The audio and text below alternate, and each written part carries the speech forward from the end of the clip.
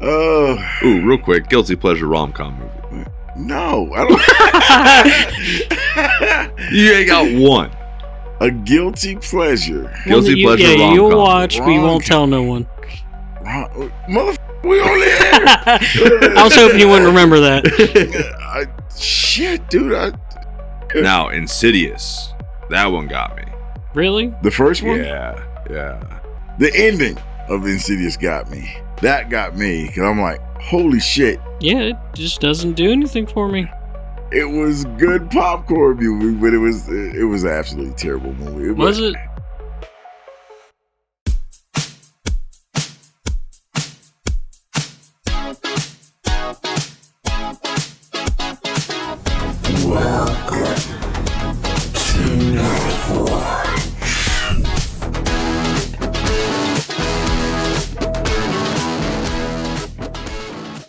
Welcome to Nightwatch, everybody. This is your closer-in-chief, and I am joined with most of the Nightwatch Security Services crew. I'm here with Big Smoke. Yes, sir. And Tech. Rude. Jolly Green still unfortunately cannot make it this evening. We're going to try to carry on our best without him. How you boys feeling tonight? Full bellies, minds at ease. Still high off the wine. Whose mind's at ease? Is yours not? Not really. Why? What's going on? I don't know. That's the biggest part of it. I don't really know. Fucking blind anxiety is awful. Which reminds me of the memes of like, it was this like, me, calm, brain, but shouldn't you be panicking? And me, why? Don't know. Fuck, you're right. You got a point there. Yeah, no, I mean, stress has been high for me lately, higher than usual. I'm not really typically a stressful person, so like this is actually me freaking the fuck out internally, but I'm cool, calm, collected on the outside for the most part. Not really. It's in your eyes. Well, I mean, eyes the window of the soul. But, you don't have a soul. Don't try to lie to us. I'm not that ginger. But no, I swear to God, when you two start doing that, it makes me. You two been friends way too long. I'm like thinking, man, am I like that with some of my friends? Yes. Yes. Yes. Jesus Christ. People looking at me all weird. I'm looking at you two weird. I'm like, what the hell are you? Oh, this is normal. Yeah. I know. I've witnessed it a few times now. And I'm going, what the hell is with you two? It was like your buddy out in California still, I think it was, you were telling me about. You were having a phone call with him, sitting beside me while we were closing up the one night, and he was the one that was recently single or divorced or whatever. Oh, yeah. And the one that was bragging about all the traffic clearing up and everything, but he's out doing the DoorDash thing or Uber Eats thing or whatever. He's doing Uber now. And he was like, wow, dude, I made it from one part of town to the other part of town in 15 minutes. And I'm like, what? What time did this happen? Because he told me it happened through rush hour traffic. Mm-hmm. And that just doesn't happen in San Diego. There's just too many people, except most of the people were illegal aliens. Gotcha, and they got, they're getting scared out or rushed out or whatever kind of out you want to call it. And he's like, now it's like cool to drive in San Diego, California now because there's nobody there.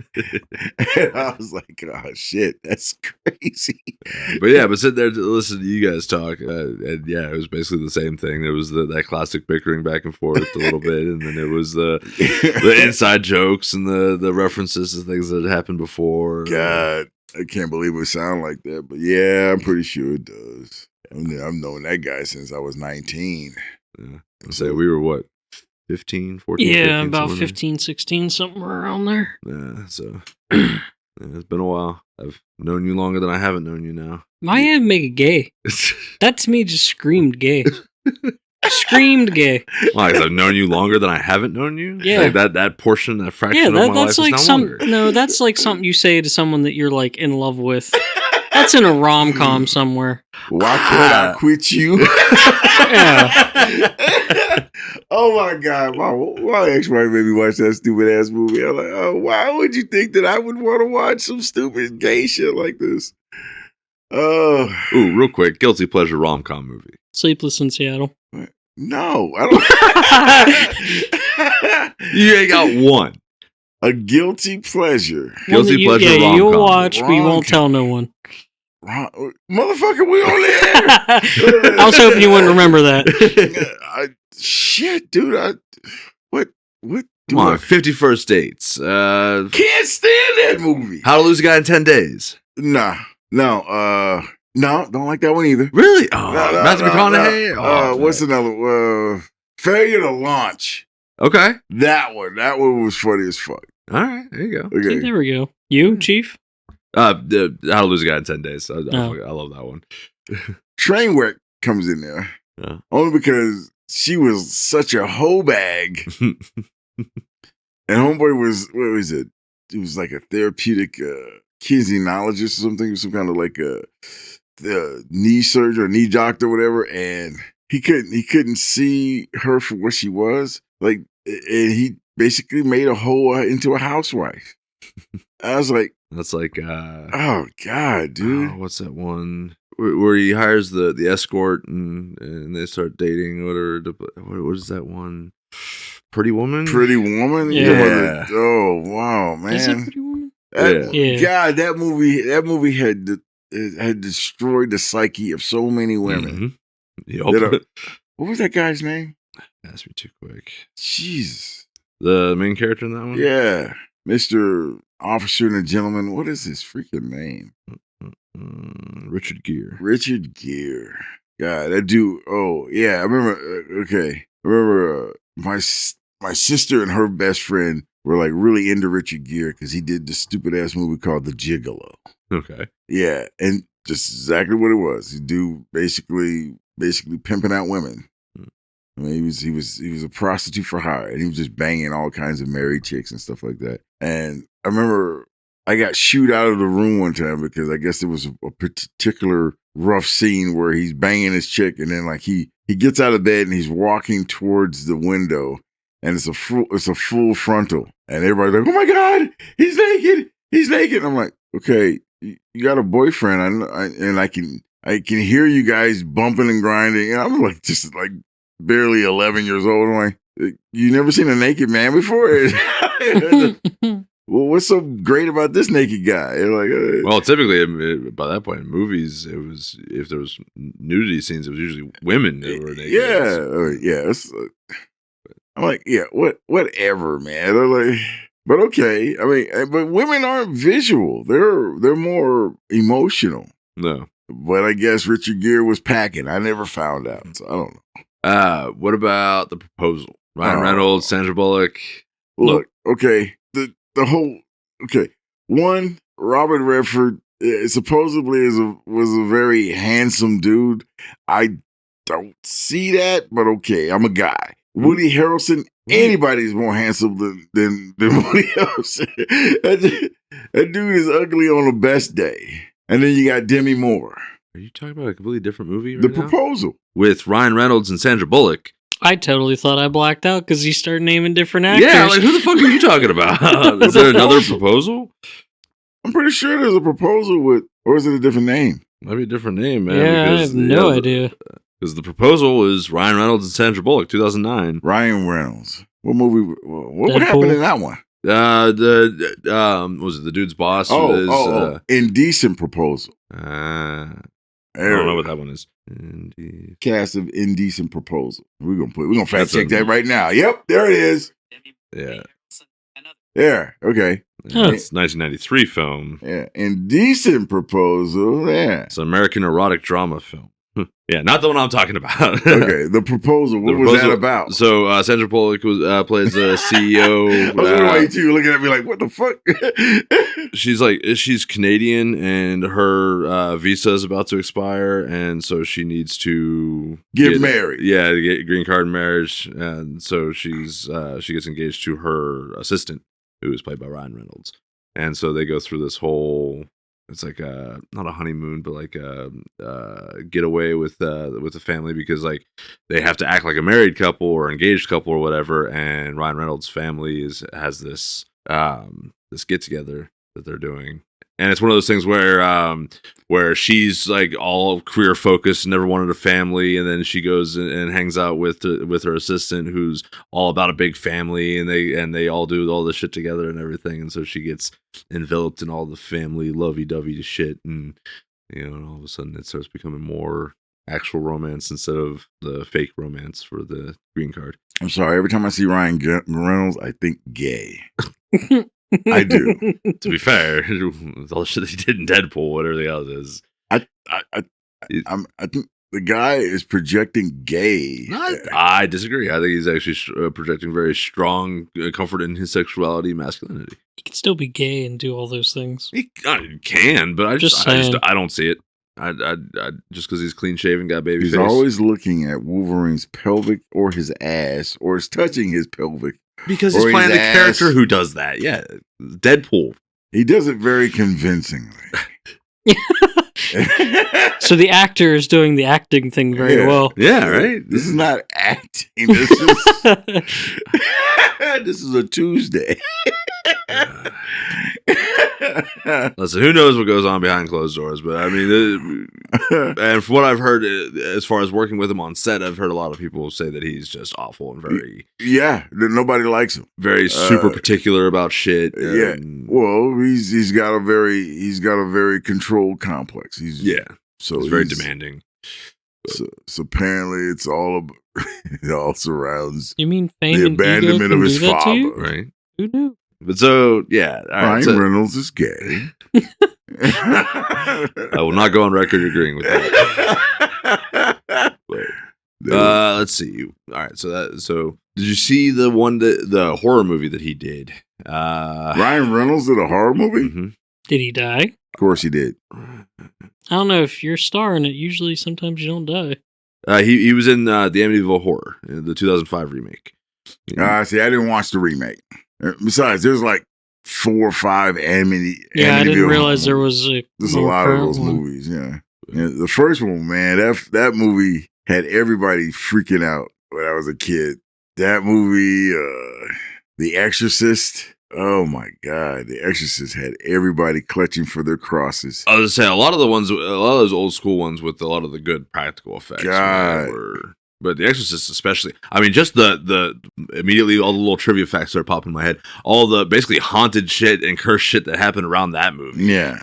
Oh my God. I mean, people dying, people, cursed pieces of set breaking and shit like that. All the injuries and stuff. It was, from what I heard, a nightmare to make that movie. Yeah, just being, you really had to be Catholic to do that movie, man, to protect you from the evil spirits. Yeah, all the props that would like fucking spring to life on their own and shit. It's like that movie, God.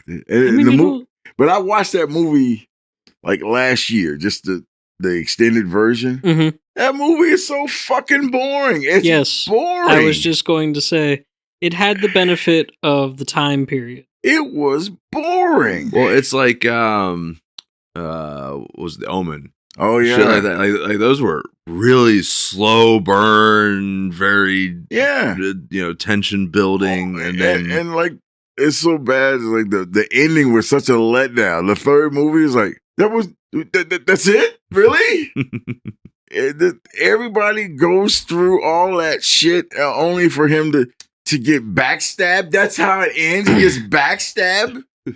God, that movie was so bad. I mean, how else do you take out the Antichrist? Were so bad, but everybody flocked to go see those damn movies. Insane. Oh, but God, on The Exorcist, I remember my mom was watching The Exorcist with us, and when that chick was flopping on the bed like that, oh my God.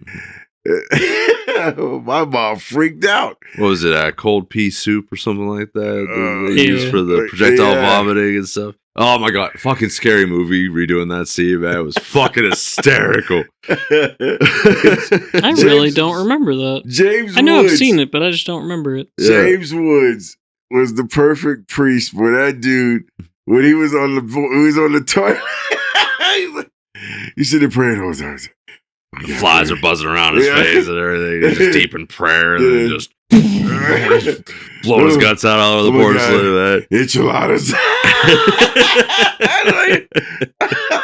They're doing another one. They're putting out a Scary Movie 6. God, and I guess the man. directors are bragging about going back to the roots of like the more offensive, raunchy, and I get anti-woke it. comedy. But I don't see it working that well. I don't either. The first two were insanely funny. But after two, I didn't feel. I agree. I like the third one just because, one, Charlie Sheen. Like, absolutely killed it, that one. And then all the... what is his name? Was it Leslie Nielsen?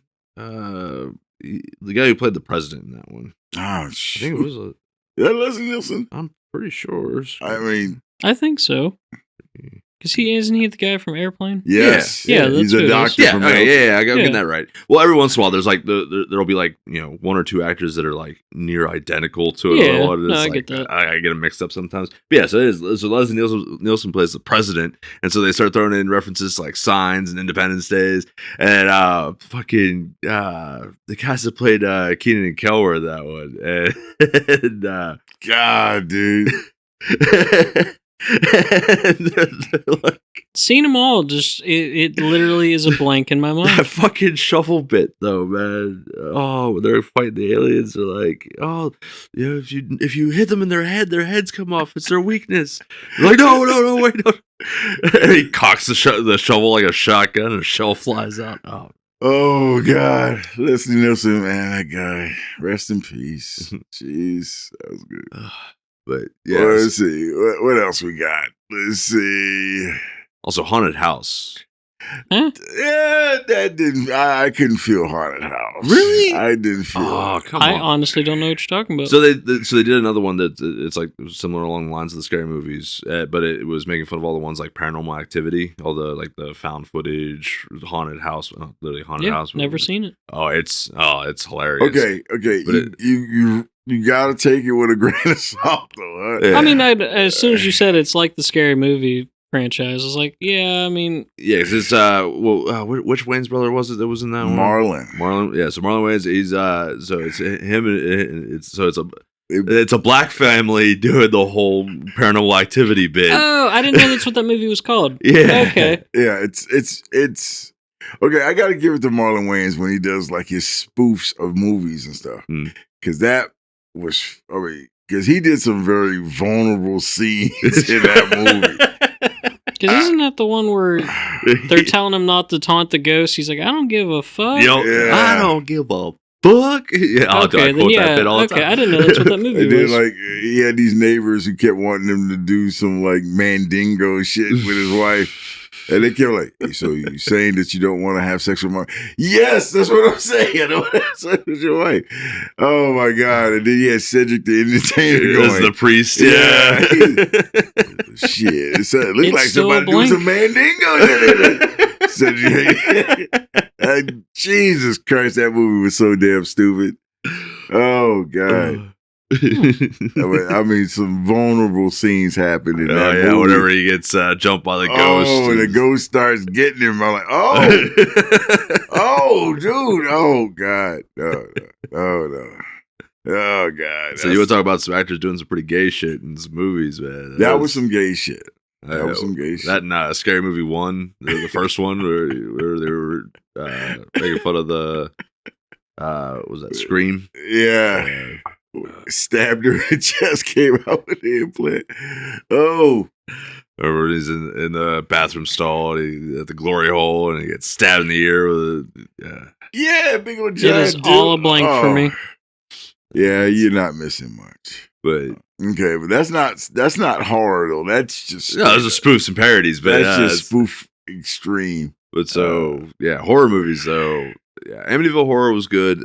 I do like a good psychological thriller, supernatural horror. I don't even mind a slow burn necessarily. Like the first Paranormal Activity movie, I actually enjoyed, and a lot. Really? I wouldn't freaked a lot of people out because it was like if you missed that bit of, I think they threw in somewhere loosely based on true events or something like that. Yeah, everyone was like, "Oh, this is real found footage." Like, no, it's not. But it looks really good. It looks convincing. Yeah, but. But yeah, I enjoyed the first one. Whenever they started, Hell, I even like the second one. when they started pushing more of like the devil worshipping cult shit and everything else into it. Yeah, basically it kinda- all traces back to a sacrifice compact that they made with a demon, and it was all demon worshiping. That was basically the fourth movie though.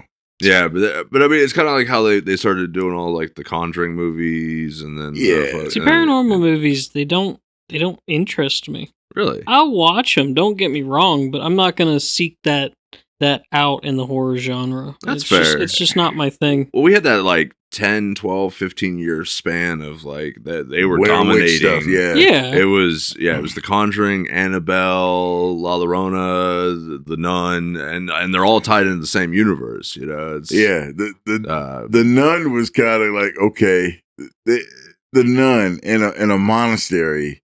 And none of these priests got a rosary. No one knows some kind of weird. Why is this demon running around a monastery? right. And why does this? It's like, why does this nun? Now, Insidious, that one got me. Really? The first one? Yeah. The ending of Insidious got me. That got me because I'm like, holy shit. Yeah, it just doesn't do anything for me. Oh man, I mean that was one of the Did you first watch ones it? where. Oh yeah, I live with someone who loves watching those. That's the thing. Like, Okay, so you're just watching it because she's watching. Basically, So would you Okay, say yeah. you're like desensitized to Yeah, it? Basically, no, he's I not must invested. be. He's not invested. I mean, The last paranormal type horror movie that I could say got me. I don't know if you remember this, Chief. We went to see Mama in theaters. yeah, I remember. Yeah, I don't like the hallway flashy light thing, so when they're taking pictures and it's getting closer through the pictures, that does it for me. yeah. that but is now- freaky. That was it. Now I will say I enjoyed Mama on premise, but like when they show a poorly CGI'd monster on screen in full, like you can see it, yes. I hate that.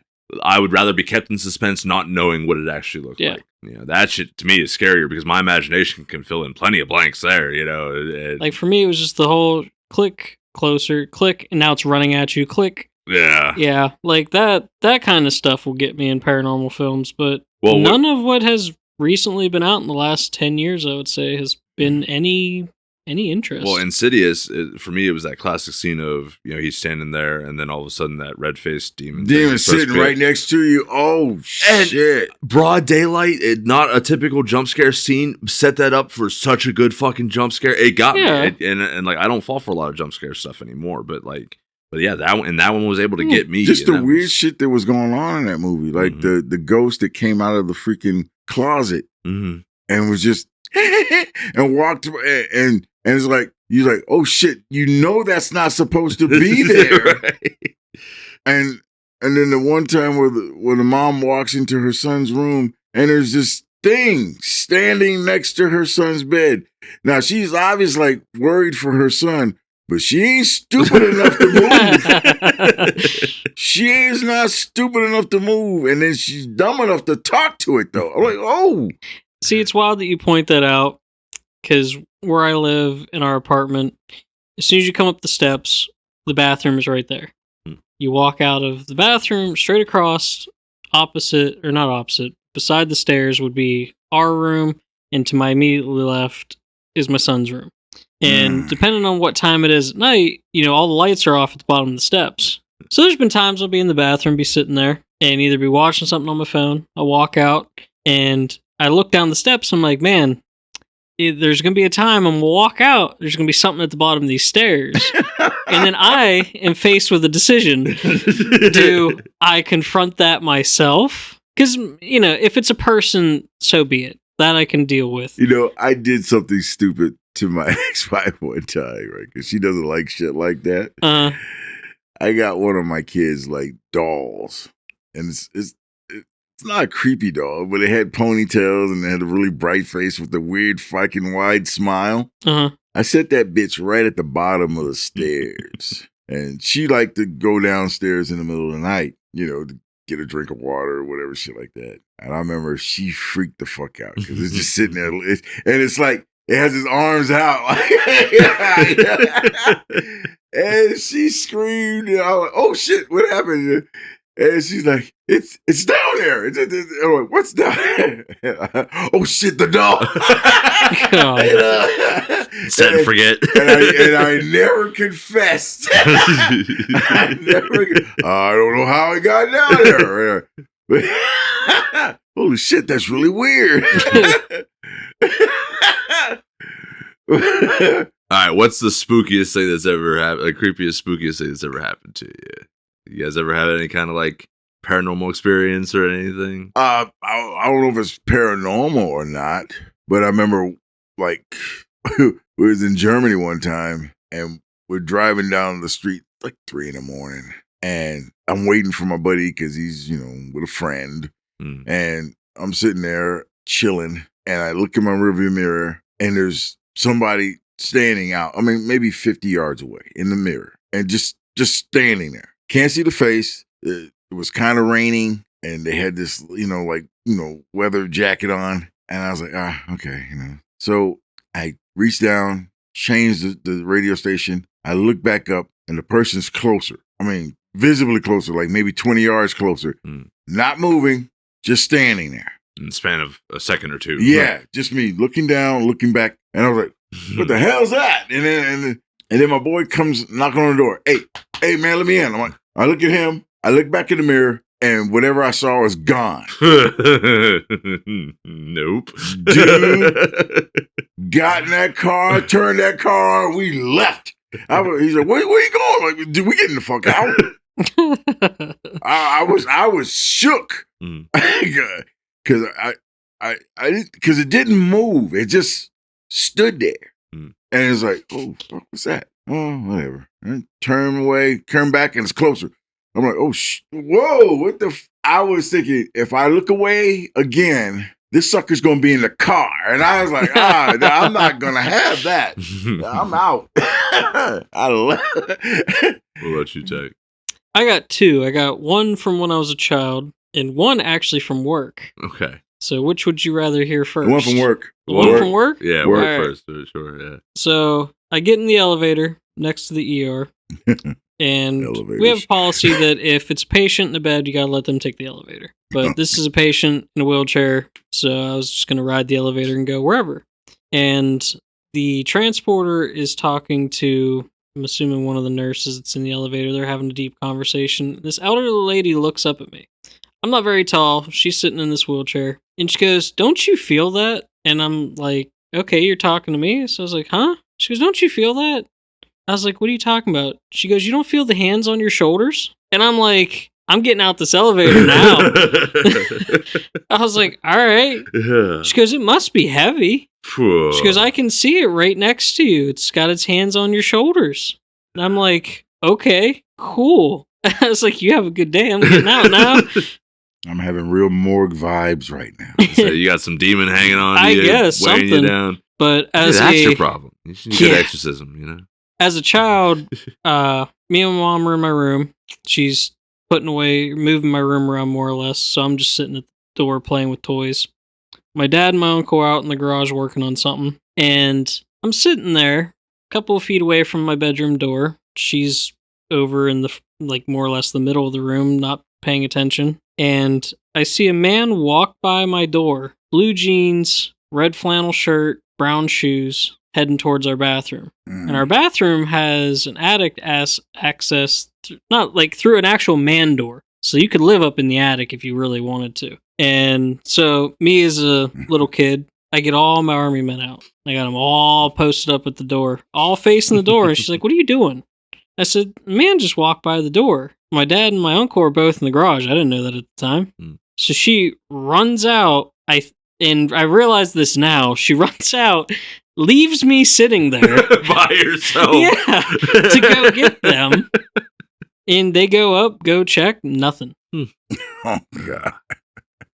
Let's see. So I grew up hearing a lot of stuff from like my parents. Both my parents have some pretty wild shit. My dad, he had a friend of his whose grandmother passed away, and for like a good year and a half or some shit like that after she passed away, they would get random phone calls to the house, and they would hear her voice, or whoever was calling would hear her voice answering the phone. But then if they call back, then it rings through and they answer, and it's like, oh, who was that lady I was just talking to? Like, there's no lady here. Yeah. Shit like that. My mom, she saw like it was either Revolutionary or Civil War soldier, like plain as day, but like roll fucking like see-through type shit, walk through walls in her basement back whenever she was a kid. Apparently whenever we were growing up, or whenever I was growing up, it was when I was still a baby. The apartment that they were living in, my parents were living in with me, they were if I was alone in my crib or room or whatever, and my mom was doing something else and I started crying, and she didn't notice right away, apparently all the lights in the entire apartment would start flickering and flashing until she went to go check on me, and then it would stop. Me personally, though, the weirdest thing that happened to me, I was high school, I was riding around with JB and a couple other people, and we went to... Oh, I heard about this story. Gotcha. So there's this bridge just outside of town. I think it's collapsed now, but elderly lady living alone in a house near the bridge. She passed away. The bridge was supposedly haunted by her because of some shit that happened with some construction or something like that that pissed her off, and then she passed away, and it continued. But so we went out to the bridge, and we parked in the middle of the bridge, and the whole thing is like, don't shut your car off on the bridge, or you won't be able to start it again, and this and that, and so we're being dumb teenagers, me, JB, and we're out there with a couple of girls and everything, so we're just having fun. But so they get out and they're like walking the bridge, and I'm just sitting in the car, and we of course shut the car off. They hear something or other, see something or other, and they get spooked and come hauling ass back to the car. And I'm watching out the windshield. I'm sitting in the back seat, and I watch them hauling ass back to the car. They hop back in the car. It takes a couple of times, but they do get the car started. It did sputter a little bit. And then we drive off, and they're explaining what they saw or what happened, this, that, and the other, and I'm like, sure, whatever, no big deal. Now, mind you, this car, the back window that I was sitting next to had been broken previously, and so it had like the plastic tarp over top of it. And while they're telling the story what they saw or whatever, I look over and there's 3 perfectly parallel slashes through the plastic right beside my fucking head. No fucking clue how they got there. It was not there before we went on that bridge. I don't know what the hell that was, but something fucking slashed that plastic right there. That was fucking weird. But nothing overly spooky that I've seen, unfortunately. Because like I am a little bit of a skeptic, but I am a believer at the same time. Like I want there to be something out there that I can't explain or haven't seen yet. I want to see it. Once. Just once. No. It's kind of like the creepiest thing I saw on a movie. I don't even remember. It was just, I was flipping channels, and I saw this one particular scene.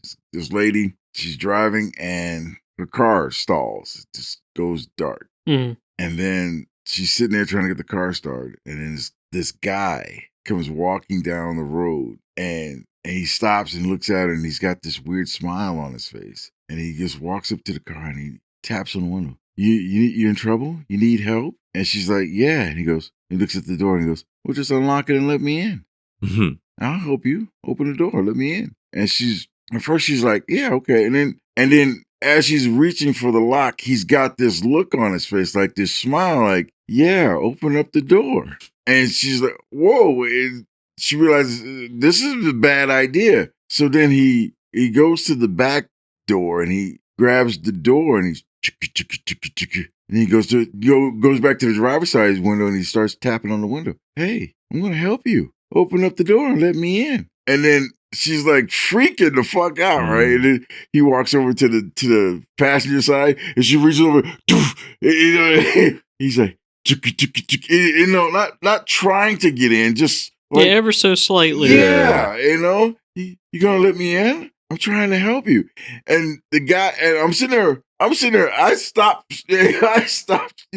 channel. I'm watching it, and I'm going, okay, I'm freaked out, and I know it's just a movie. I'm going, this is the weirdest ass scene.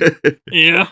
And then, of course, she's sitting there freaking out, and then like the next scene is like the whole night this thing is trying to get in the car, and then like she I don't know how she falls asleep, but she falls asleep. But then in the morning, there's no one there, and she still doesn't get out of the car. And then the sheriff drives up, and the sheriff drives up, and she's like freaking out, and he's like, "Well, open up the door." You know? Like, oh shit!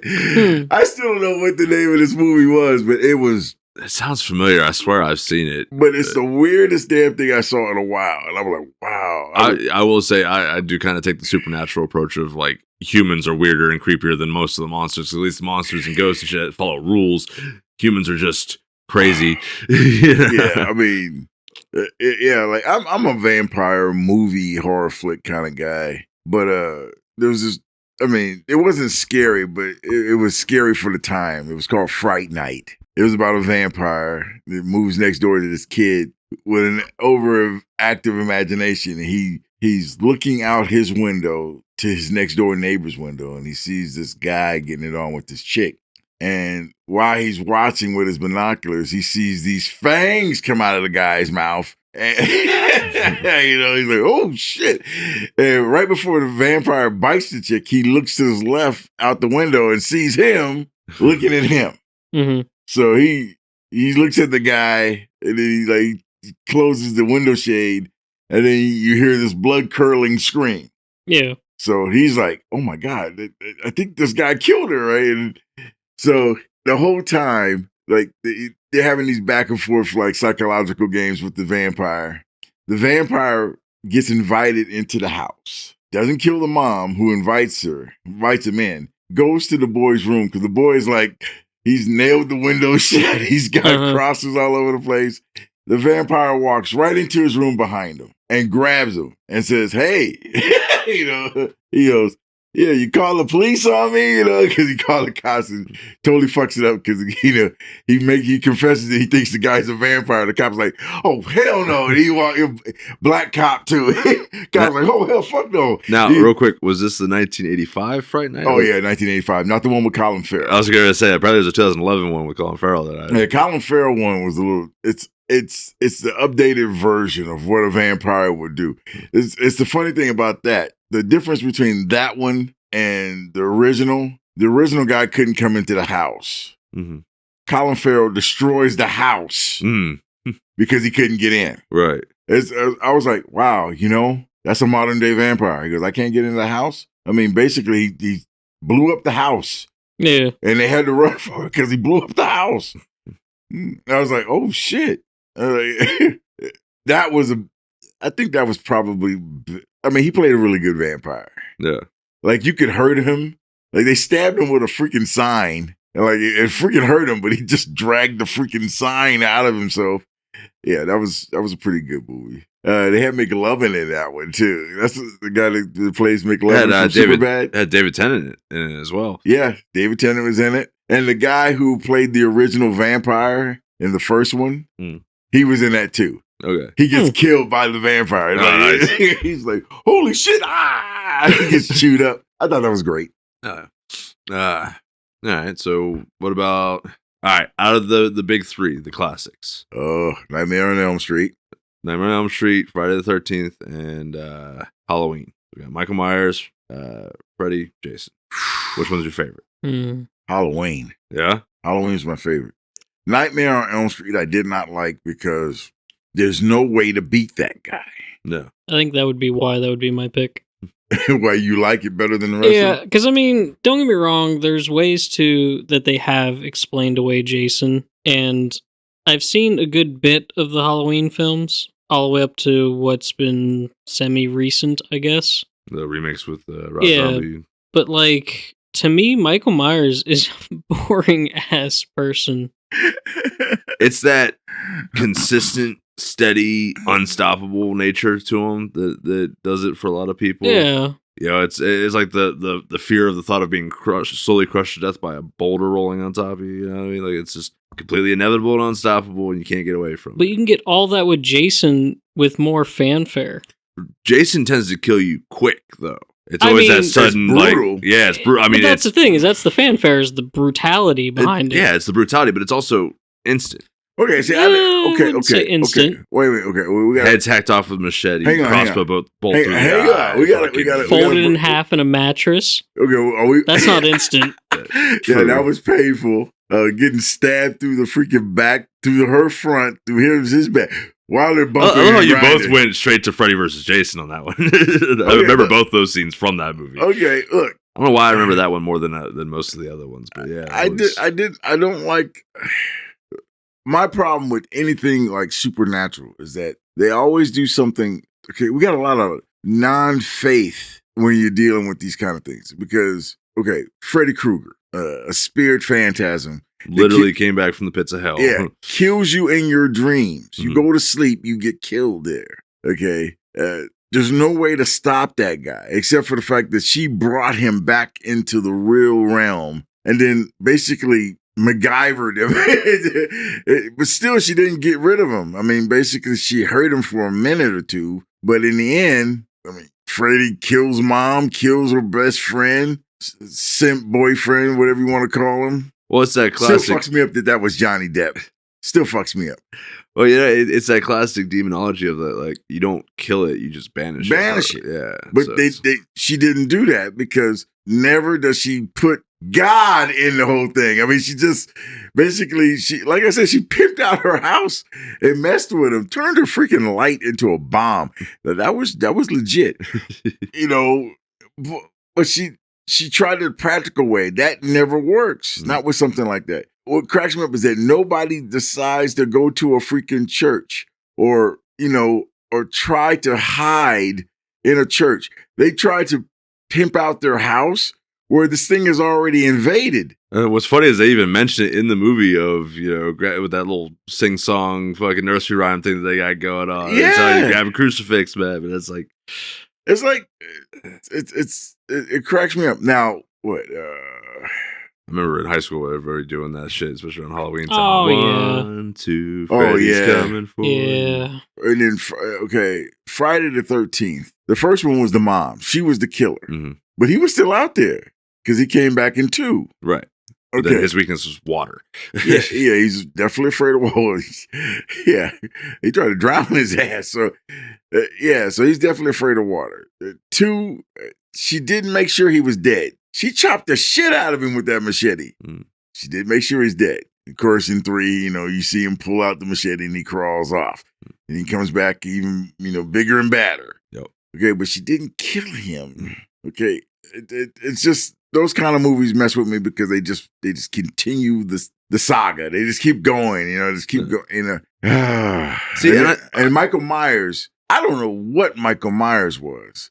Because they shot him. They threw him off buildings. That was the thing, is that Michael Myers was pretty well established that he wasn't really necessarily a supernatural threat. He was just stubbornly hard to kill. Yeah, he just didn't want to die. Yeah, and so, and I think that was one of the reasons why I actually enjoyed the remake more than the original, was the Rob Zombie version. Yeah, I think they did a really good job of that, especially making him like this big, bulky motherfucker. It was just like, okay, yeah, that guy's gonna be really hard to kill, and fuck it, and will kill people with his bare hands.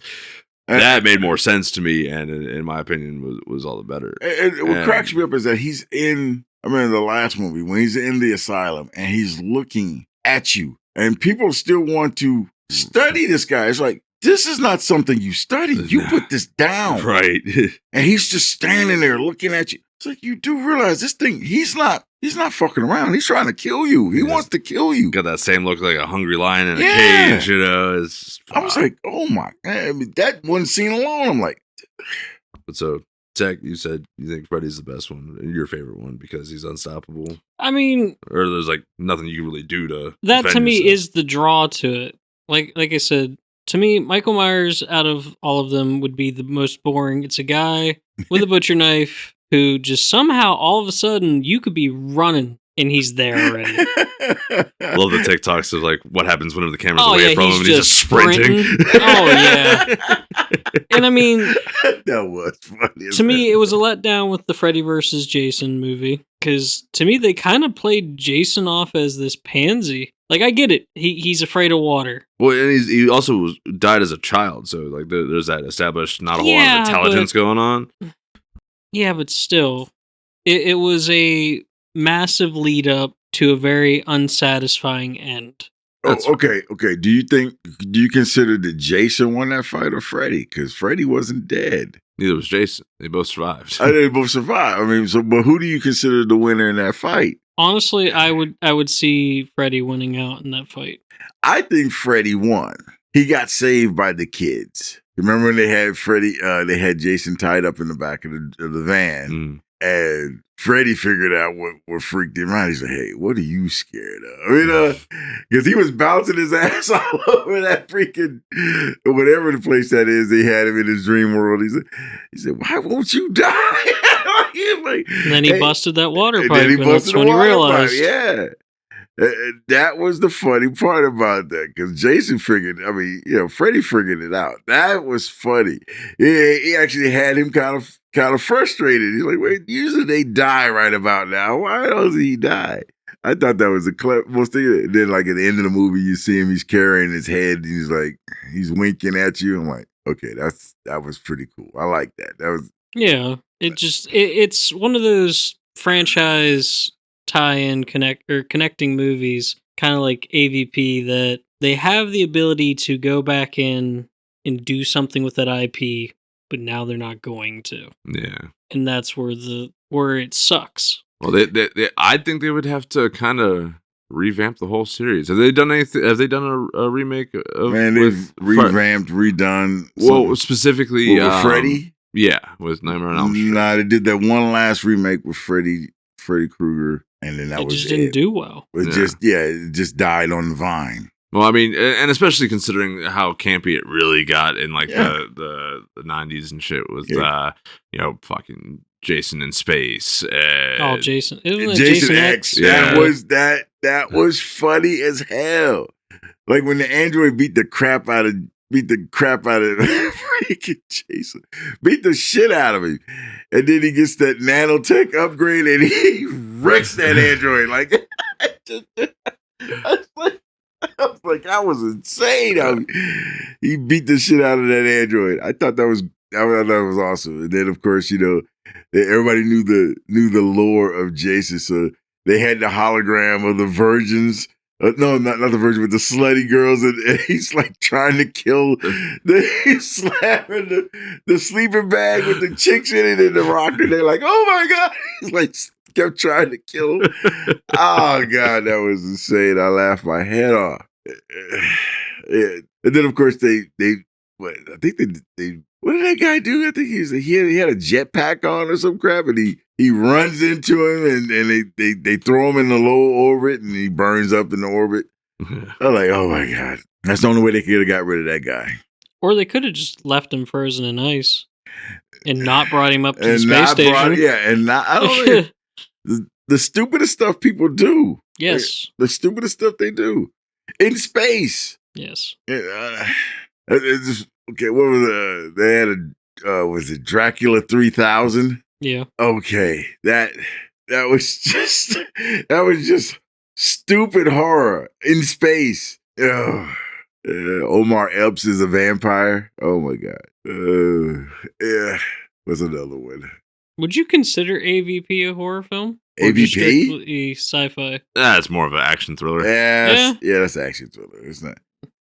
No, Alien, the first one. Yeah, that was horror. Yeah, that was horror.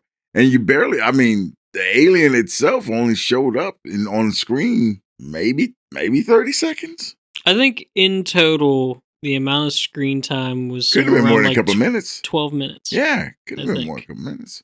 I mean, it's just a couple minutes.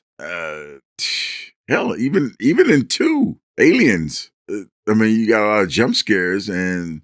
Yeah, I mean, until you get to them getting overrun. Yeah. It's mostly just human drama. Yeah. Up until that point. It's jump scares mostly. I mean, you see the face huggers more than you see the actual aliens. Yeah. And then so you see Big Mama, the big fight scene at the end. What are you researching? No, I was just saying what like the newest films in the franchises were. Apparently there was a Friday the 13th in 2009. Had Jared Padalecki in it, which caught my eye. Sam from Supernatural. Really? Yeah. But so that was the newest one for that franchise, and then I'm looking at Nightmare on Elm Street. There was a 2010 film.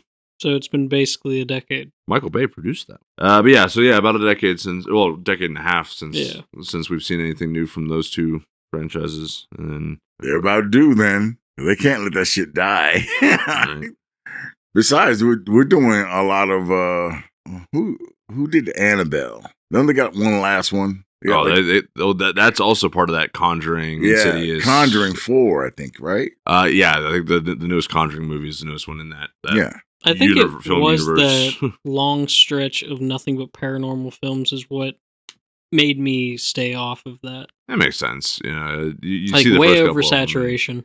It was the same with all the Marvel movies and DC movies. And for I did me. the same It was, with those. superhero movies in general. It Yeah. was just these big overarching. They overstayed their welcome. Yes. I mean, my last horror movie was Talk to Me. Yeah, you said that one was really good. Yeah, that, like I said, that movie was, it doesn't feel like a big budget movie. Hold on, real quick. Halloween, the remake one, 2018. That one was Fairly recent. yeah. Yeah. It feels like a decade for that one, though.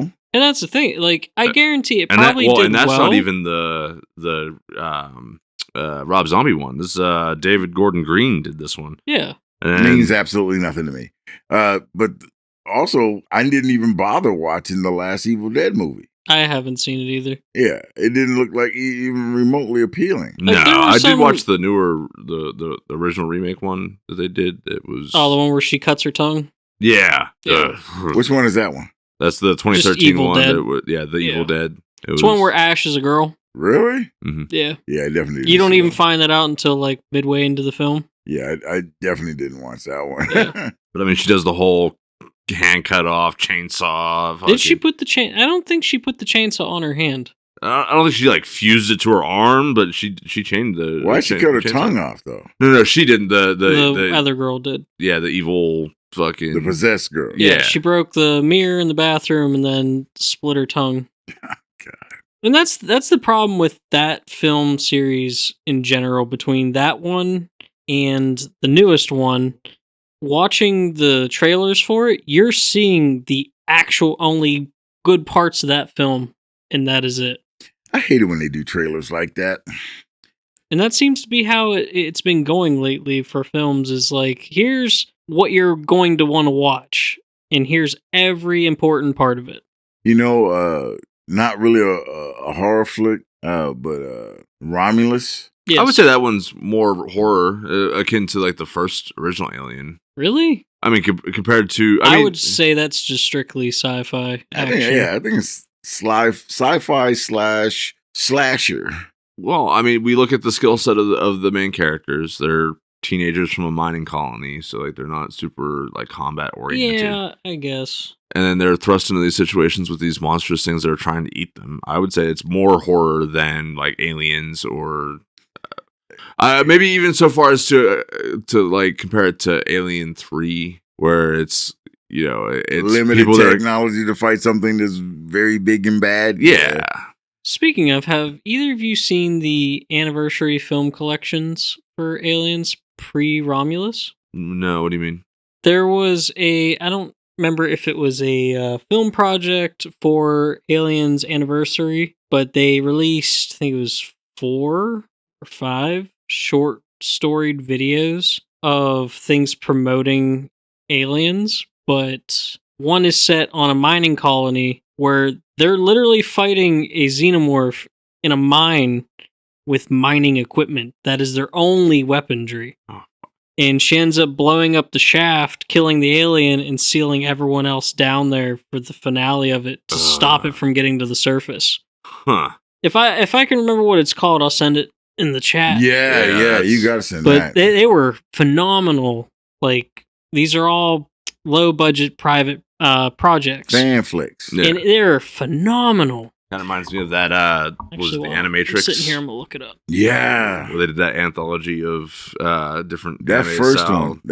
one, when the AI is telling you how it all started, Yeah, that was pretty dope. I was like, holy shit. Yeah, it started with when they're beating AI up, wanting human rights or one of the Yeah. AI rights. when they were beating that woman to death, and it turns out she's a robot. Yeah. She's a robot. You're like, oh man. It's like, yeah, because at first it's just she's getting all of her clothes ripped off in the middle of the street, and then skin starts getting ripped off, and you start seeing the robotic parts underneath. It's like, oh shit!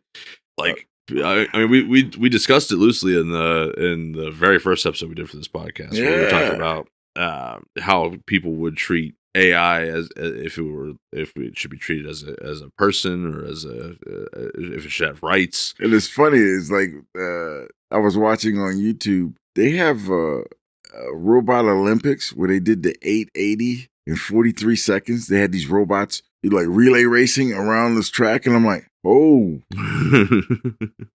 yeah, that doesn't give me the chilly willies, right? Like, it's like you want these. I mean, if we look at RoboCop or fucking Chappie or a few other ones, there it's like, all right, yeah, this is what we want to replace our police force with, you know?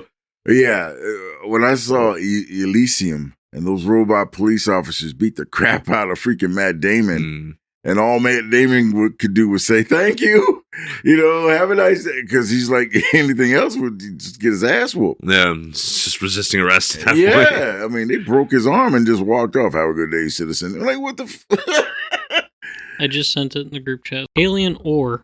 Oh man, it's a phenomenal story because like they're How using. long is it? I think like 12 minutes. It's great. Like I said, Check that one out. But yeah, fucking. There's so many different things that can be taken from a horror aspect.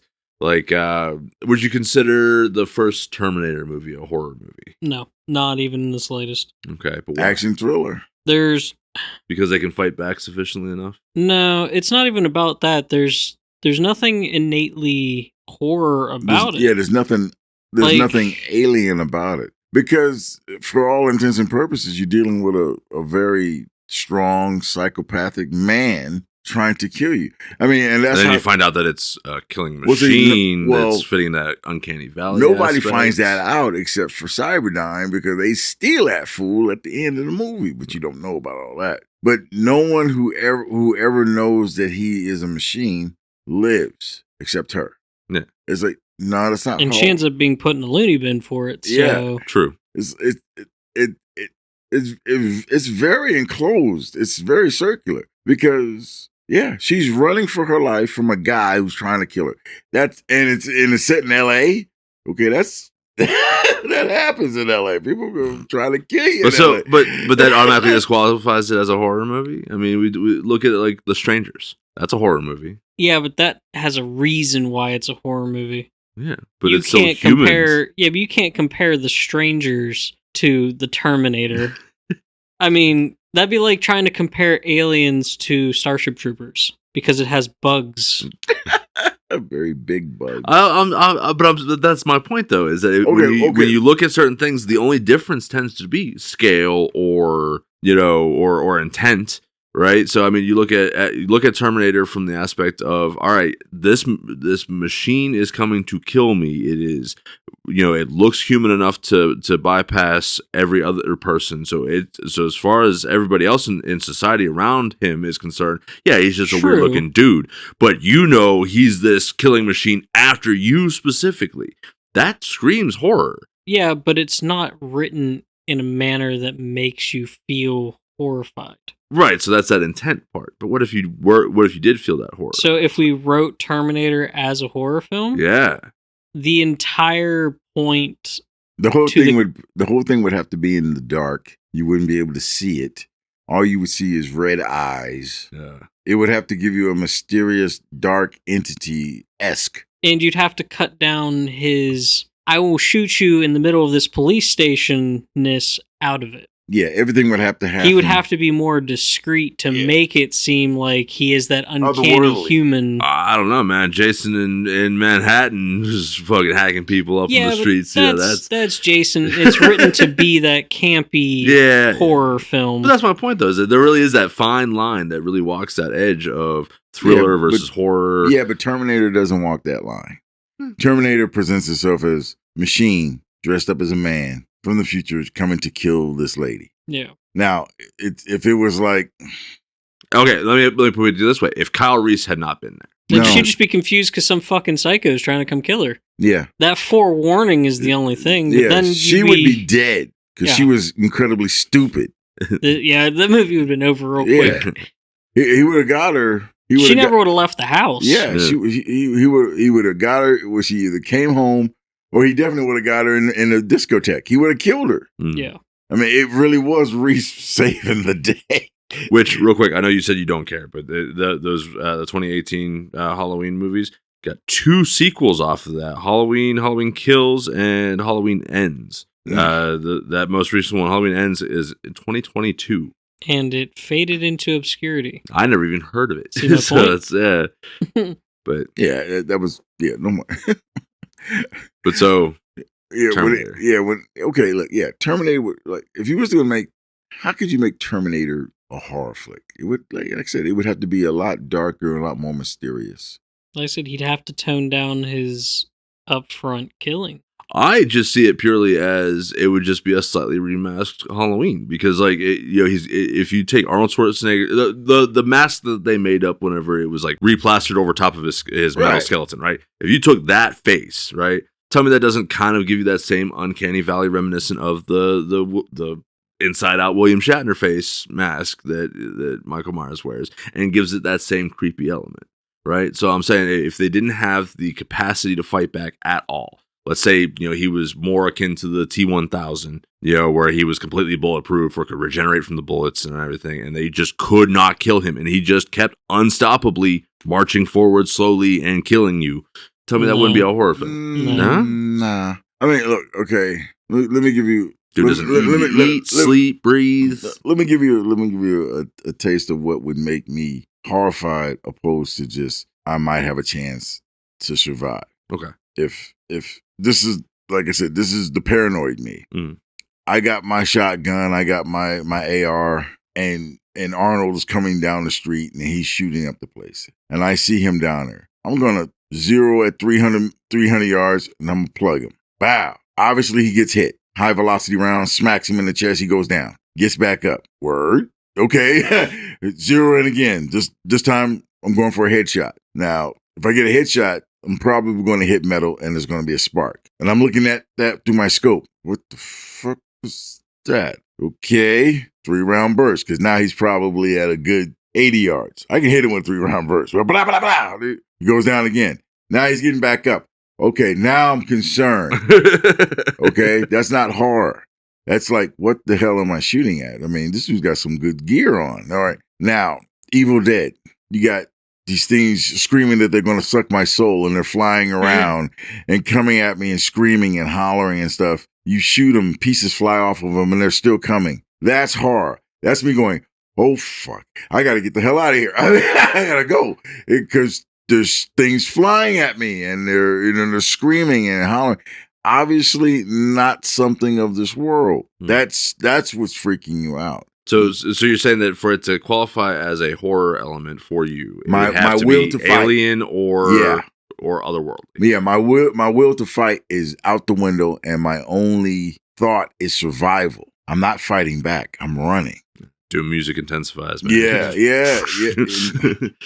Like I would actually be stupid enough to think I could kill Arnold before he is actually at my door, breaking my door down, and it's too late for me to go anywhere. If I see things flying around, weird shit, no, I'm out. If you saw someone, like, perfect example, got an open field over there, and you see something out there and it starts floating and coming towards you, what are you going to do? Move away from it? You're going to run? You're going to try to go out the back door? Are you going to, because you're not going to sit at the window. Yeah. Your first instinct. Your first instinct is to make yourself as small and unobservable as possible. Of course, that's not going to help you when it comes through the window. But it's you're not trying to fight. You're not trying to observe. You're like, the real otherworldly danger that is presented before you. You're trying to get away. I mean, that's what cracks me up about everything. And I just thought of it, and I had it written down, and it's back. I saw this really campy, like, horror flick. It's about this demon that like to seduce, male men and then eat their souls, right? Mm. And this demon got really infatuated with a Christian boy, downright Christian boy, raised by a single mom. So I don't know how that worked out, but it's like he was actually a man of God. And the demon was infatuated because he was such a pure soul. Mm. And this demon was going around killing everyone else around him. And then it tried to, it was getting the way to seducing him. And his mom, a woman of faith, recognized the demon for what it was. Came, being like a typical mom, just burst in, just as the boy's about to get his soul eaten. And she calls upon God to save her son. And then just big bright light comes down on her son and protects him. And she does like the cowboy move. She throws a cross to her son. Son grabs the cross and he banishes the demon. Doesn't, like you said, he doesn't kill it, but he definitely banishes it. And it's like, I'm like, oh shit, look at this. Got a demonic entity coming at you and you get rid of it with God. You see, in the name of Jesus, I banish you, demon, to the pit of hell. And boy, the demon just like, oh, I gotta go. Now, of course, that demon was banished, but all the other souls that they ate, they all became demons and they were out running around beating up people. But it was funny that. Was this an older or newer movie? It was an older movie. Was it called The Unholy? Yes. Jesus, you and your Chat GPT. It's Google. Yeah. Yeah. But it's, God, I was like, that's the only movie that I actually saw recently to where it's like, okay, we're going to use God to get rid of this thing. It's like, we're not going to try to like psychologically work our way around it. We're not going to run into the forest all by ourselves and think the demon doesn't catch you, It was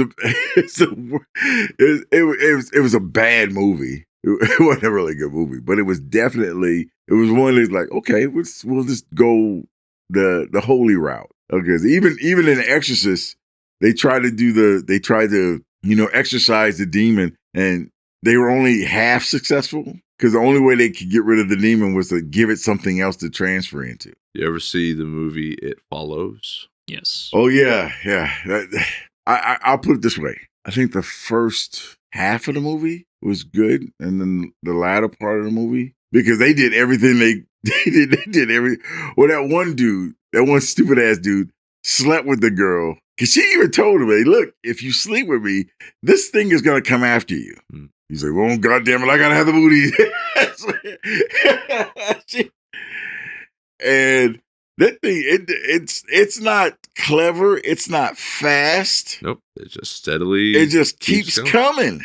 See, for me, that is a horror aspect. That inevitability, that unstoppable, slow moving. Well, okay, but see, here's what make that thing. But that's not the main draw to why that'd be horror. No, that one was fucked up because it was. Well, I mean, talk about It Follows specifically. It was.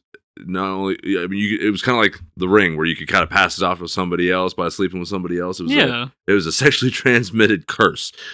But if they got killed, it came after you. It came back to you, and then if you got killed, then whoever gave it to you would be the next target. Yeah, so it's like Final Destination-esque, where death follows all the way through either way. Yeah, exactly. So it's like okay. But what I liked about the beginning part of It Follows is like, you didn't really. I don't know if I walked into that one blind or not, but I didn't have the full picture for sure, because when the first girl got killed, it literally tore her to pieces. Mm-hmm. It didn't do that with the other guy. It just basically drained the life out of him. Yeah, but it still sucked.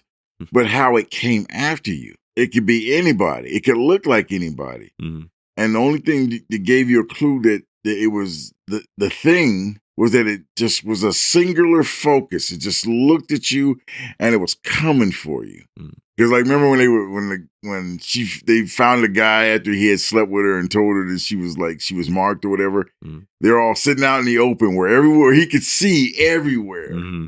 And that one guy, it was somebody out there that was walking, and he was like taking a look. Oh shit! Oh, He's all, I don't think that's it, because he, I guess, for a while was being chased by that thing. Mm. Yes. But see, what's funny is I don't know, because he could see it. But they couldn't. But they couldn't. Until it got close enough. Well, no, you couldn't even see it then. Because remember, they had it in the pool. They couldn't see it. But she could see it. Mm. And so she was trying to point to them where it was. And then it got smart. And it tried to, it was like throwing shit at her. Something like that. It was like, and then they electrocuted it or something like that? Something like that, yeah. It's, but you got to think that, when something is walking you down like that, it's going to get you. You're going to give up the will to run. Yeah. Eventually, I mean. You know what they need to do with more horror films to cement more that it's horror? That inevitability of fear is have there be no good ending. Well, and some do that. Drag Me to Hell. Yeah. Like, she did all that shit and still got her at the end. Well, she was stupid. Yeah, but either way, that's the finality of it to me that makes it more appealing, is that's a good hook at the end. Has there been a movie with Jason Long in it that doesn't have that kind of ending? I mean, my immediate thoughts was that one and Jeepers Creepers. No, he really seems to get the shit end of the stick. Yeah. Because that was like that with Tusk. Yep. Like, sure, he killed the guy at the end, but he's still mutilated beyond belief and will never be a human again. Okay, I can see Jeepers Creepers, because Jeepers Creepers, it just kept coming until it got what it wanted. Yeah, and then it went back to sleep, and then it didn't die. 17 years later, it's gonna come again. Yeah. It's a shame that the franchise is dead. Yeah. Oh, because they found out the guy was a kid fan. Oh, god damn it. Yeah. It was shortly after trying to announce that they were going to try and make a third movie, and then it came out that, man, I thought I had heard something about... No, Jeepers Creepers 3 did come out in 2017. Did it? Yeah. That's the last one, though. Yeah. Yeah, it was found that was what the issue was with the director. Yeah, because after that, they did Jeepers Creepers Reborn in 2022. Which no one ever heard of. I sure as hell never heard of it. I heard of it, and I wasn't interested in watching it, though. I mean, I've still only seen the first two. You know a movie we have not talked about? What's that? John Carpenter's The Thing. That is a brilliant horror film. Well, we did talk about it earlier on before you arrived. Well, we mentioned it before today, yeah. But yeah, previous episode. I believe I heard the episode. Yeah. Yeah. But I'm talking about in this instance. Yeah, so as a horror movie. Phenomenal. Masterpiece. And I saw it in the movie theater. Jealous. I saw it in the movie theater. And it was awesome, the effect that movie had on us as a crowd. Because when it ended, when you hear that doom, doom, doom, doom at the end of the movie, everybody's like, what? What? No! We're like, it's like, that's it? And that's a great example of a good ending to a horror film. And then all the way out, everybody's like saying, which one do you think was the thing? Do you think he was the thing? Do you think the other guy was the thing? Nah, he was drinking the whiskey. So what? They're out in the middle of the... Everybody was going on about who was the thing. Who do you think the thing was? Honestly, I've been back and forth through all kinds of chat rooms and stuff for decades. I think Keith David was the thing. And I think when he shared the drink... So you think Charles was the thing? I think Charles was the thing. And I think that knowing that he was the thing, Kurt Russell, McCready, because you can't share anything with that thing because it will slowly take you over. Yeah. I think he gave up. I think he thought that Charles was the thing. Be some shit if neither of them was. No. Well, either way, the inevitability was they weren't getting out of that. They weren't. Right, yeah, exactly. Like, they were both going to freeze to death there. Yeah. Yeah, I mean, they had destroyed all the rations. They had destroyed all the shelter. There was no heat left. And they were stuck in the mines below it. Yeah. Also, you don't notice it at first, but if you watch the thing as many times as I have, when Charles takes that drink, his breath is not cold. You don't see his breath. You see McCready's breath. Yeah. When he's lying on that freaking canister or whatever. Yep. So it's like that, the fact that what Charles is wearing when he runs into McCready isn't the same outfit he was wearing when he went out into the snow. Yeah. It's a different outfit. It's the one in the freaking main storage room That and he was far too clean for what they had just dealt with. Yeah. So it's one of those, if you're not paying attention to all the little details, you're not going to catch. Yeah. Similar to how the prequel ended, where she realized that his earring that it had put in was on the wrong side. Well, that and the fact that it wasn't an earring, it was what in facsimile, because they can't, when they take you over, anything metal. Yeah, that's what I mean. It put it in the wrong ear. Yeah. It's like... I like how it was at least smart enough to try to think of that part. Yeah. It's like, how are you guys figuring this out so well? And it's like, all right, you did the molars or the caps. I'm going to put this back in and see if it helps me. And what's so messed up is that when she shot him with the flame at first and he started screaming, the screaming was a little long, and then it starts to go alien. I'm like, holy crap, it was an alien. Shame she died too at the end of that. Because she wasn't going nowhere. She wasn't going to make it out of there. Yeah. What'd you think of werewolves? What? I haven't seen it, but I know he did. It's crappy crap. I don't like those. It was good popcorn movie, but it was an absolutely terrible movie. Was it? Yeah, but see, here's the thing. I like Frank Grillo. Mm-hmm. I mean, he's kind of like that guy. He'll do. I don't know if he's doing it for any movie for a paycheck, or he just likes making movies, or he just like taking risks. I don't know what it is. Could be all. I was saying, yeah, I think he's just having a lot of fun with it, and probably gets paid pretty well. Yeah, it's like as long as it doesn't bomb.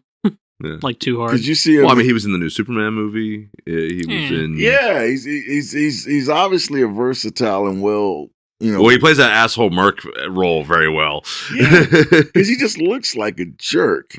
But every movie I've ever watched him in, he pulls it off. So, what was that one that he did with the Groundhog Day style one? Oh, Boss Level. Boss Level. That's probably one of my favorite movies by him. Yeah. Because he's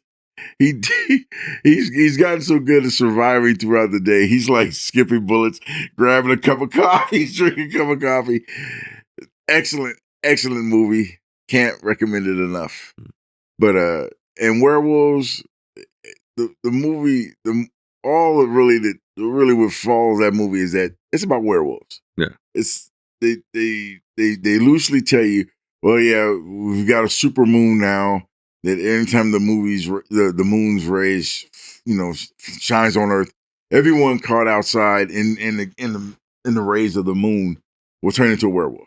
But if you're inside, even inside your house, whatever, you won't turn into a werewolf, which won't protect you from the werewolves that are outside.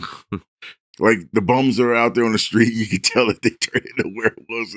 They're running around chewing on people. Oh God, that movie it's just over the top stupid. And then of course, this guy tries to get back to his dead brother's family on the other side of town during this full moon, while everybody's turning into werewolves and eating up people. And then they come up with this concoction that keeps you from turning into a werewolf for about a good hour or so. So they're running between buildings, up and under the buildings, trying to get to his sister-in-law's house for more reasons. Okay, I was just about to ask why.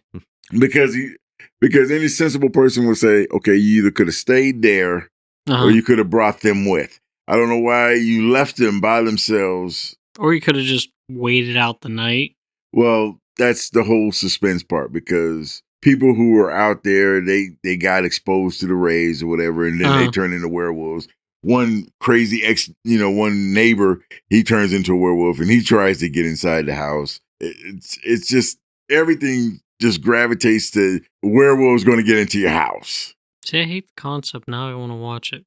Now I'm curious as to how it goes. The whole movie's like that. And then of course everything is like their perimeter's been breached. You got werewolves running in your house now, and so your best idea: soak up as much moon rays as you can, so you turn into a werewolf to save your family. Jesus. Yeah, that's your solution. There is one that I want to check out. It's called The Beast Within. It stars Kit Harington, Jon Snow. It's a werewolf movie. That's a good movie. It popped up on my to watch list at some point or another. Well, they do something different with that one that they don't do with regular werewolf movies. They give you pretty much the perspective of the guy who's changing into a werewolf. Yeah. Okay.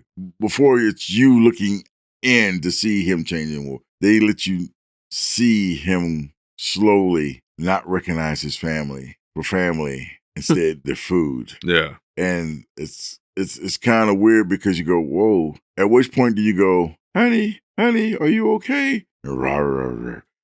Honey, Nah, at that point, you can go fuck yourself. well, yeah, why are you looking at me like that?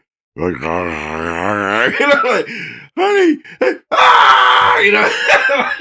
like, yeah, like, dude, Nah. put a bullet in him. You're like, but it's kind of like the old. It's like some of these vampire movies where the person gets bit. You know they're bit. They know they're bit, and then you're gonna keep talking to him as he starts to grow fangs and starts looking at your veins pumping all that delicious red blood. You know, It was like what? It was his brother in 30 Days a Night, and he was turning and started that scream, and they just took the shotgun to him Yeah. to get him to stop.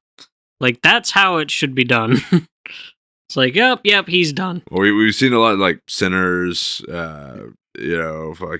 and they all make the same mistake. you see it a lot in zombie movies, too, especially. Yeah, they get bit and they hide it. Yeah. Or they immediately go, like, oh, we're going to go find a cure. We're going to figure out how to solve this. We'll save you. Nah, just let me outside. Just let me go.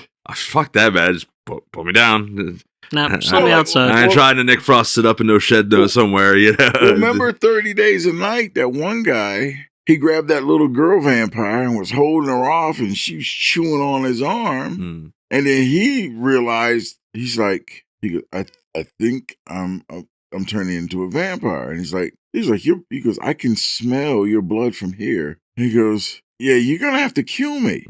And they, homeboy's like, here, get the axe. And he walks into the other room and all you hear is slump, slump. He was going to turn into a vampire and start eating people. Yeah. So it's like, I mean, he went out like a G. I wonder if it's a difference of, like, one version, like 30 Days a Night, those were very terrifying Nosferatu-esque vampires. Yeah. They were very bestial. Versus something like Sinners, where they still maintain their, human appearance, just with fangs. They're a little deceptive until the last second. What is the name of the game series like that? Bloodlines? Where there's like 5 different vampire cults. Vampire the Masquerade? Yeah. It'd be like something like that. Yeah. What's that? Masquerade's tabletop RPG, I want to say it started out kind as. Of, yeah. And then they've done video game adaptations, kind of like how they've done what was Baldur's Gate and stuff like that off of D&D, where they did a video game adaptation of a storyline. And basically, there's different versions of a vampire. Like you have your more Nosferatu style vampire that's looked down as like the very bottom of the echelon.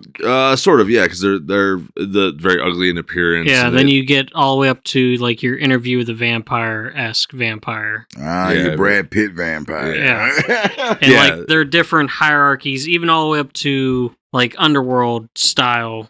Yeah, think of different vampire bloodlines giving them different abilities, but they treat it like mafia families, where it's different bloodlines, and so you're so connected to this. Is like a dog, and kind of Brad Pitt's like an aristocrat. Yeah, basically. But even more than that, it can be anything from like there's a bloodline that has like strong psychic abilities, and so like their charm effects are more potent and powerful. The Nosferatu, like yes, they're very bestial looking. They lose their hair. They're like the whole Baraka, like mouthful of teeth looking thing, but they're fast, they're agile, they can see really well, and damn near indestructible.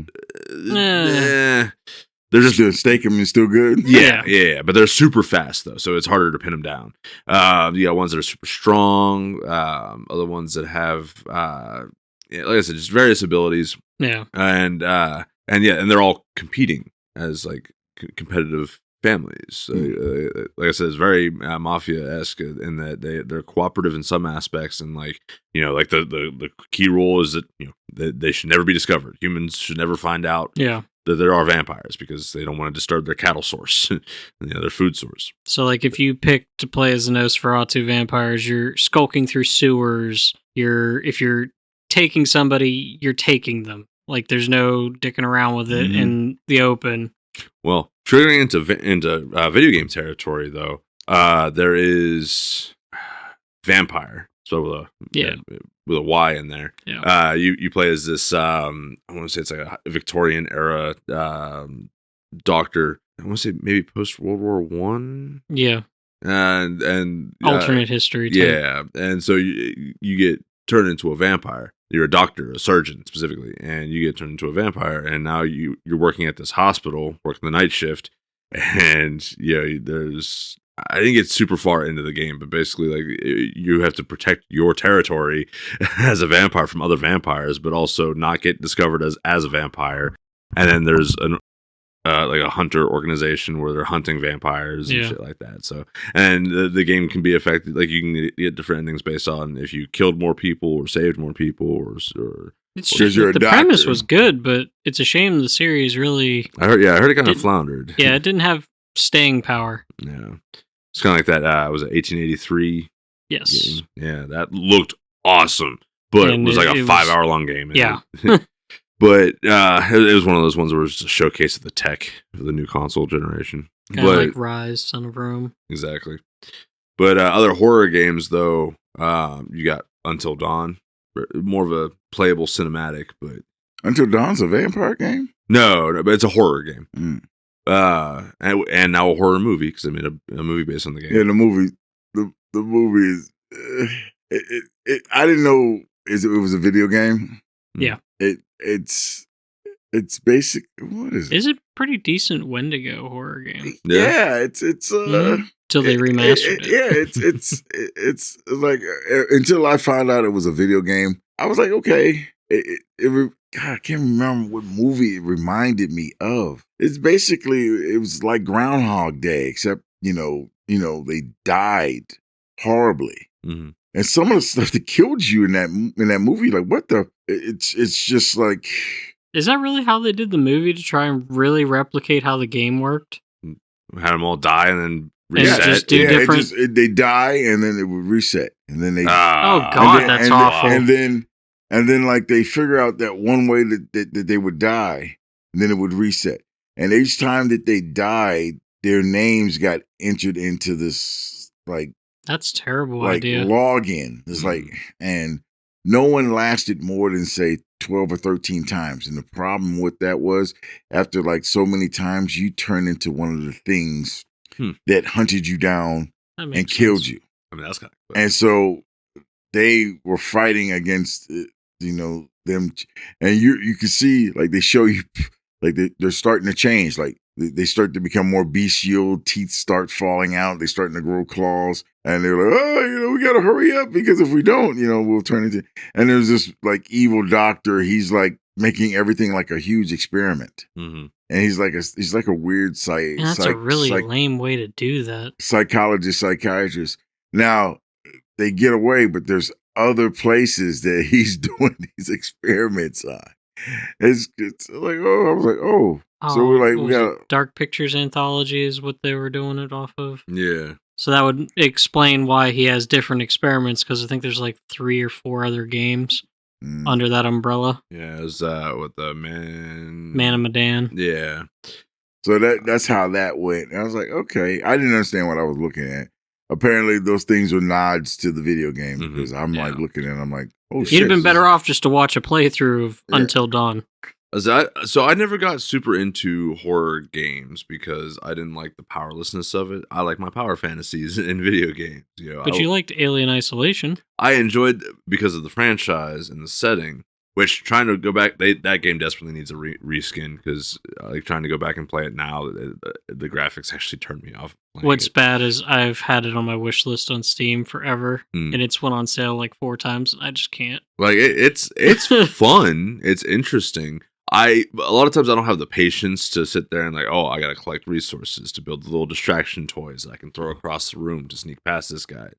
Because I don't strategize well. I can't think that many steps ahead to plot a route through a room. Because basically you're running the whole game, right? Yeah, because you do. There's not enough ammo. The guns aren't strong enough. You can't kill the alien. There's one alien. There's one xenomorph on a space station. Oh? You never beat it. No. Oh yeah, there's more than one. Oh. Okay. By the end, I think there's like 5 on the space station on Sevastopol. Jesus. Okay. Because your options are either, I believe, to try to leave Sevastopol or blow up Sevastopol. Mm. And you're on top commencing the detonation process, and the one xenomorph comes up, and then a xenomorph comes over your shoulder and gets next to it, and then a third one comes up, and it explains why you've never gotten away from it through the entire station. Ah, okay. Wait. So you die. Oh, yeah. Like, if you get the one ending, you do die. They're going to be... Amanda Ripley never officially died at the end, because in Alien Rogue Incursion that just came out, which is more or less a FPS version of a VR game, you are an ex-UNSC. Did I just do Halo or? Yeah. Yeah. Either who. You're an ex-Marine, more or less. UCN, United Colonies, or UCN.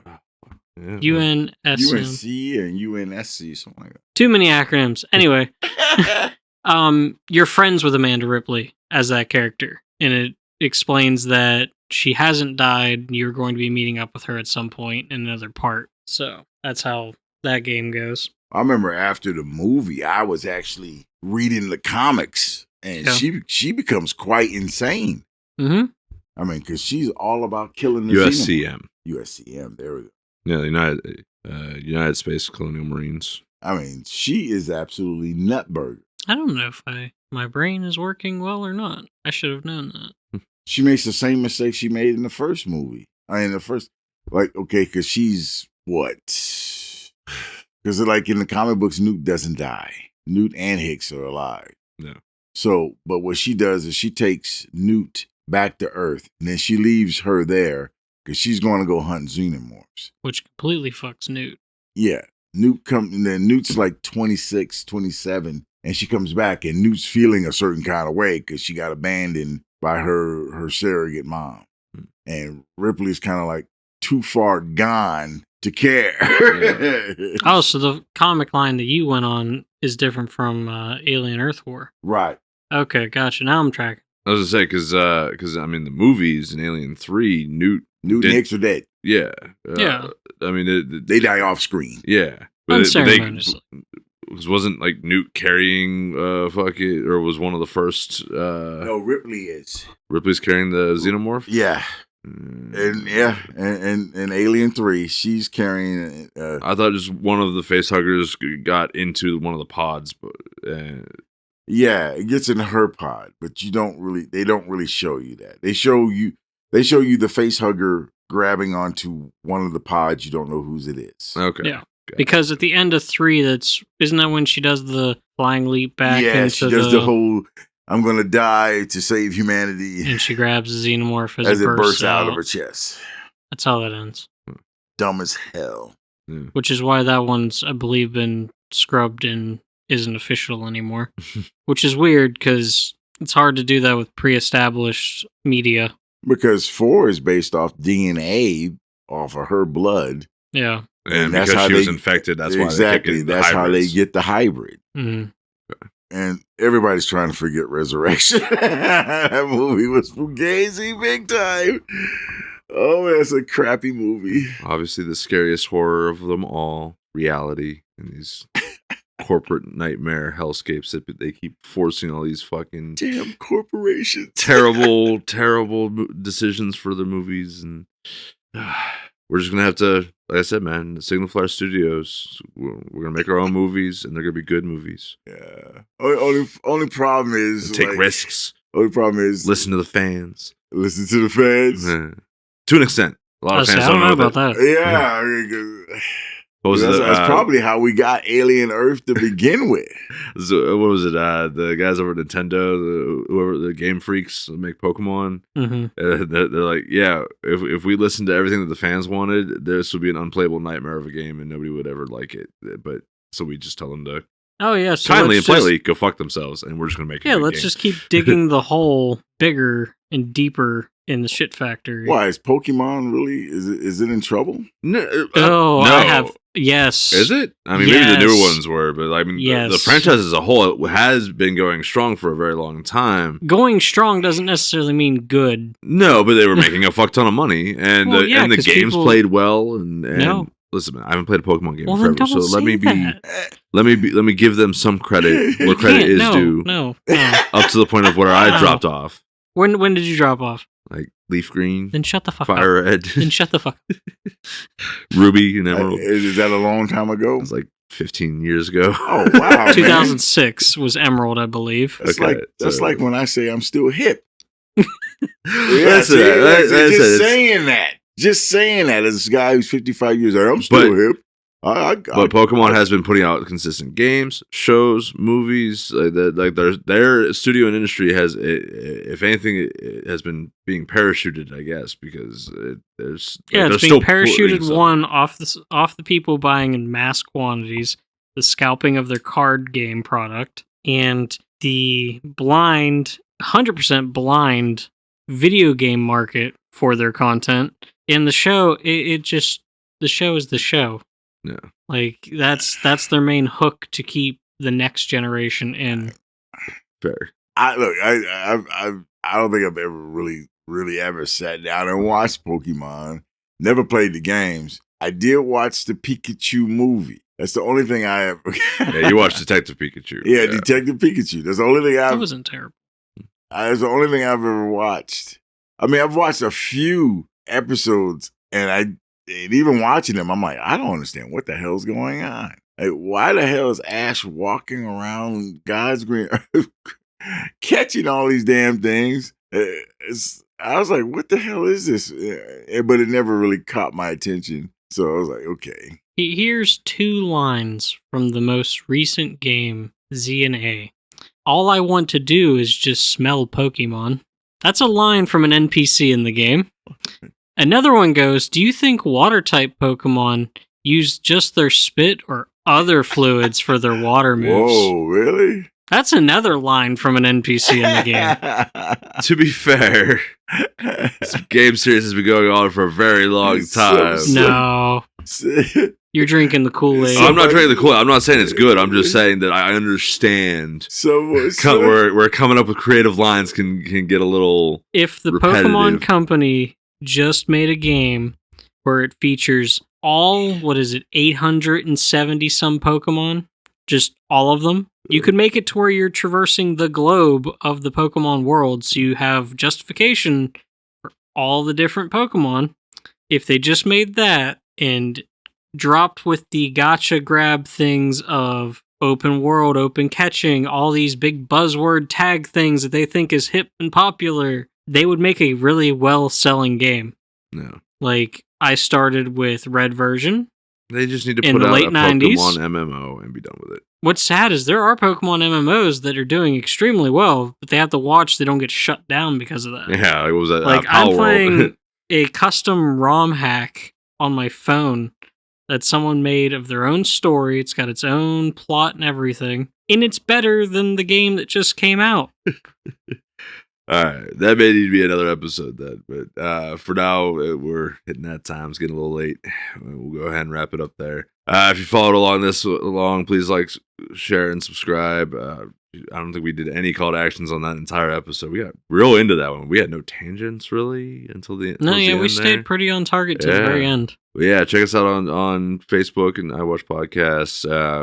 We are on Spotify, Apple Podcasts, iHeartRadio, and Podbean is our host for the podcast itself. And here on our home on YouTube is our primary output source, our primary distribution platform. There we go. That's the word.